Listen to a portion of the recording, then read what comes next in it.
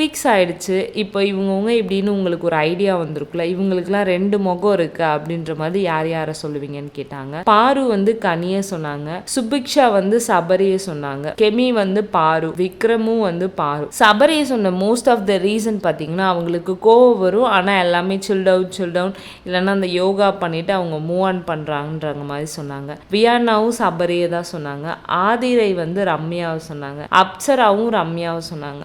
சபரி வந்து கலையை சொன்னாங்க. கமருதீன் வந்து ரம்யாவை சொன்னாங்க. கலை வந்து அகைன் சபரி. த்ரிஷர் வந்து பாரு. அருரா வந்து சுபிக்ஷாவை சொன்னாங்க. ரம்யா வந்து அப்சராவை சொன்னாங்க. எஃப்ஜே வந்து வினோத்தை சொன்னாங்க. வினோத் வந்து எஃப்ஜே சொன்னாங்க. பிரவீன் வந்து விக்ரம சொன்னாங்க. திவாகர் வந்து கலையை சொன்னாங்க. அதில் துஷர் வந்து பாரு சொல்லும் போது அவங்க என்னை ஒரு எலியா ட்ரீட் பண்ணுறாங்க அப்படின்னு விஜய் சேதுபதி சார் அட்வைஸ் பண்ணாங்க. எலி நம்மளை ஒருத்தவங்க புலி இப்படியெல்லாம் பார்க்கறதுக்கு நம்ம தான் காரணம், அவங்கள நிறைய பேர் அப்படிதான் யூஸ் பண்ணுறாங்க அப்படின்ற மாதிரி அவங்களுக்கு ஒரு அட்வைஸ் பண்ணாங்க. பாருக்கு சொன்னது அவங்களுக்குள்ள இன்னும் ஒரு வேற ஃபேஸ் இருக்குது, பட் அவங்க வந்து இங்கே வந்து வேற ஃபேஸ் காட்டிக்கிட்டு இருக்காங்கன்ற மாதிரி அதே தான் சபரிக்கும் சொன்னாங்க.